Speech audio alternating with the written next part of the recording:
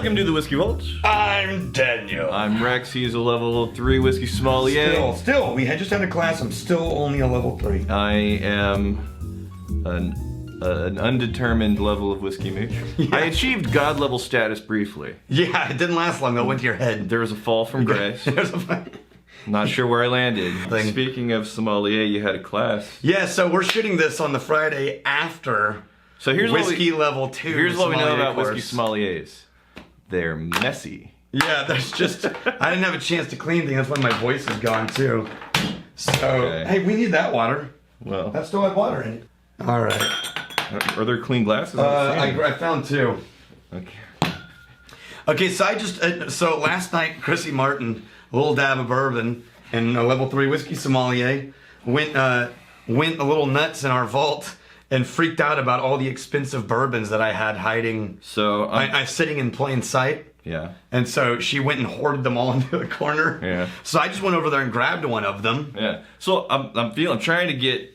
You remember you're a kid, you got like a birthday present, Yeah, what Christmas is it? present. And It's then a you, BB gun. shake it, you listen, you try to figure out what it is. Based on Feel alone. the neck bulge, The the neck bulge is very Scottish? Yeah.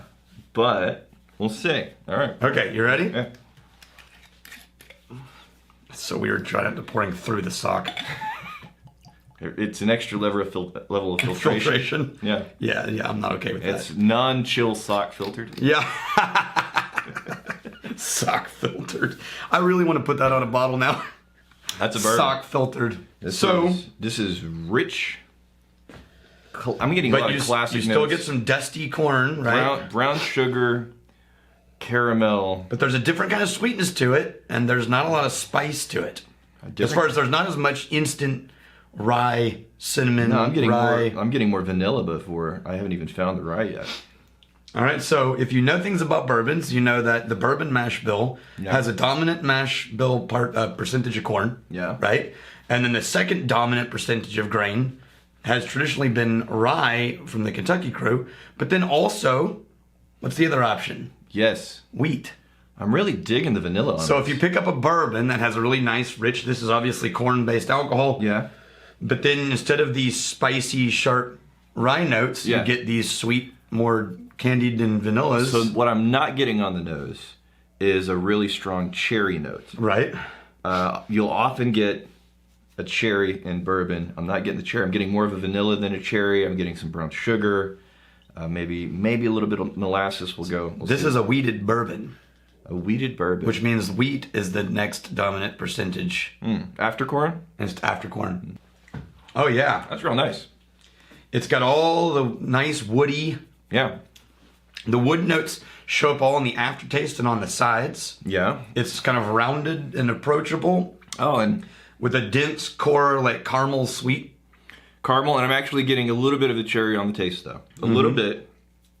Wasn't getting it on the nose. But it's still mostly vanillaed. Yes, the vanilla is absolutely still the front-leading note of sweetness. Now, this is a well-loved bourbon. Can you see why? Yeah, it's classic, and a lot of the things that turn people off of bourbon, being overly candy sweet or being too sharp with the woodiness, that's Or not too bad. spicy with the rye. Yeah.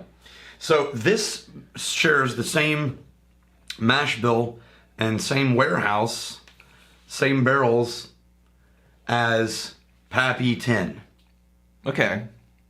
or Rip Van Winkle 10. So Pappy, I was As the Pappy line. I was in the Whiskey Tribe Facebook group this morning, and there is like we have a lot of people that work in liquor stores and bars and stuff, and they were joking about how at least once a day they'll have somebody calling in asking for Pappy. Yeah. Every day, That's about at right. least once a day, somebody's calling if they have Pappy. So this is not Pappy. It's not Pappy. Same warehouse. But, so here's what happened. I'm about to tell you a story of bourbon secondary market. Yeah. This It's the Weller. is the Weller Yeah. Antique 107. Okay. This was a gift. From Deb's Liquor. Yeah, this was a gift from Sam Green. Sam Green, you magnificent.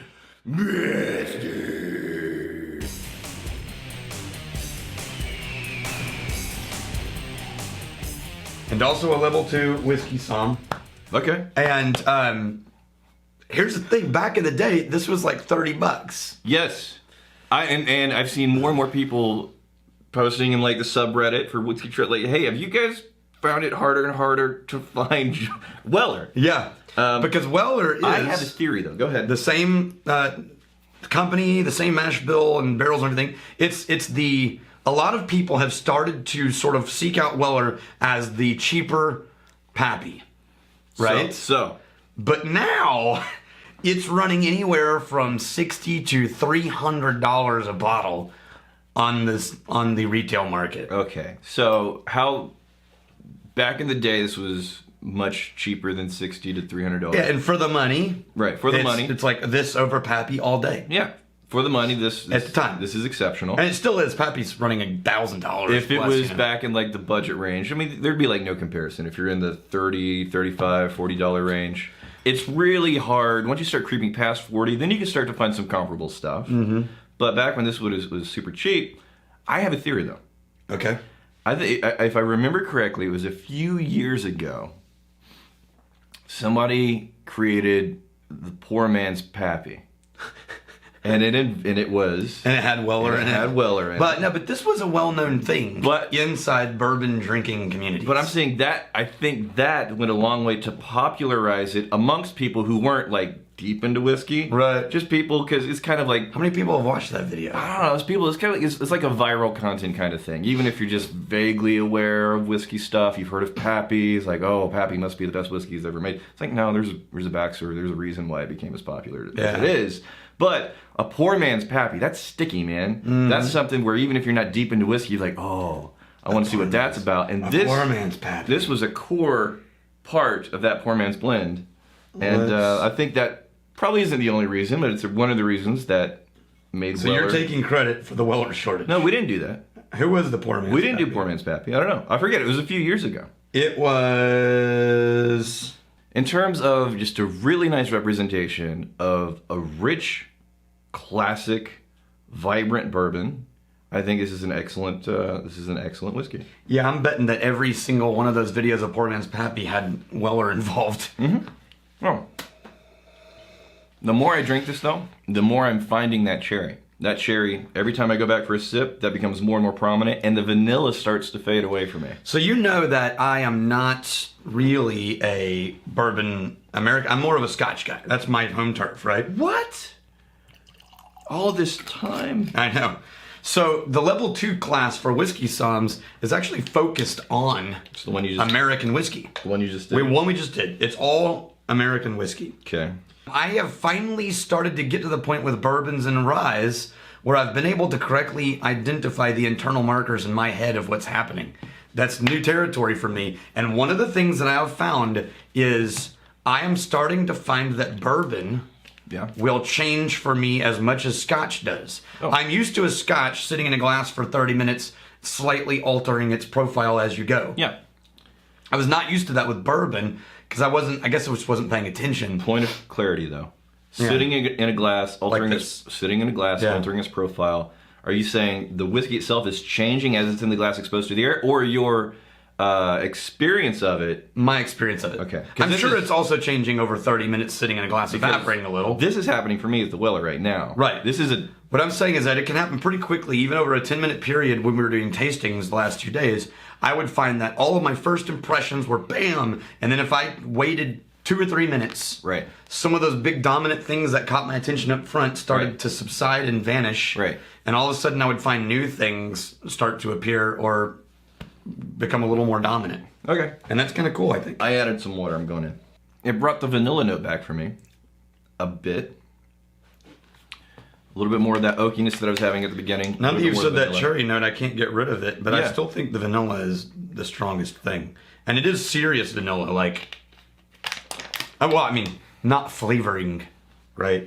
No, as I acclimated to the whiskey, the cherry it started out faint. That cherry eventually overtook the vanilla for me. Mm. I added some water, that brought the vanilla note back a little bit, but I'm still getting a lot of cherry. And the oakiness is still there. And it's not particularly sharp around the edges of that wood note, which I like. Now that I added a little water, the nose had the wood in the nose jumped out at me. Mm-hmm.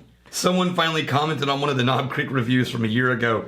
It would have been nice if you had actually reviewed the Knob Creek.